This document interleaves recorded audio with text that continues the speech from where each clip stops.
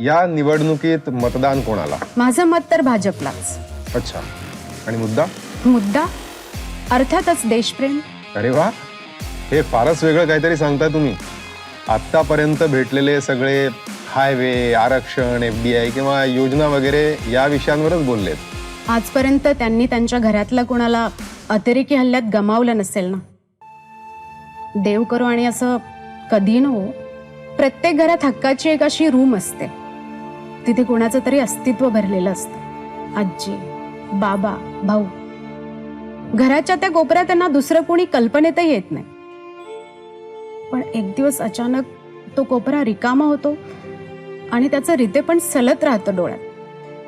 आणि तो कोपरा कापून वेगळाही करता येत नाही आपल्यापासून. माझ्याही घरात असा एक कोपरा.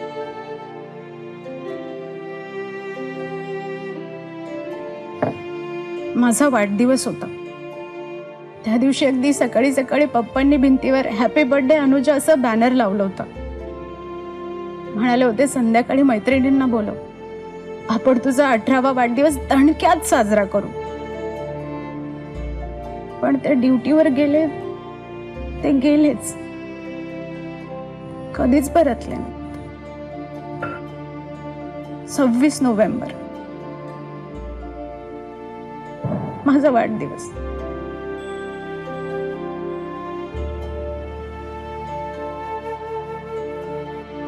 पण तेव्हाही असे काही लोक होते ज्यांनी टेररिझमचंही टुरिझम केलं होतं. काही लोक होते ज्यांना अशातही 3 तासात 3दा कपडे बदलून फॅशन शो करायची बुद्धी झाली होती.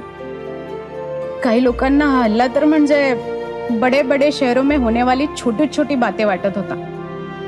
कुणी वकिलांना सल्ला दिला की जे 9 मेले त्यांना सोडा, कशाला आरोपी बनून लटांबर गळ्यात बांधायचं, फक्त कसाबोर खटला भरावा, त्याला फाशी द्यावी आणि हे केस क्लोज करून टाकावे.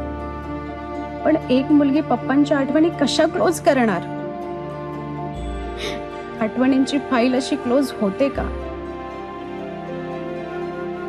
पण अर्थात यालाही फडणवीसांसारखे काही अपवाद असतात हा, जे मध्यस्थी करून त्याच वकिलाला थेट अमेरिकेत पाठवतात, मुंबईच्या गुन्हेगाराची साक्ष रेकॉर्ड करून घ्यायला मदत करतात.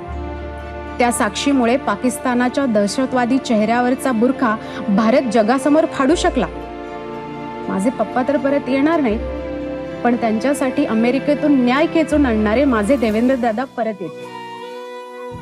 माझं मत पण त्यांनाच असणार.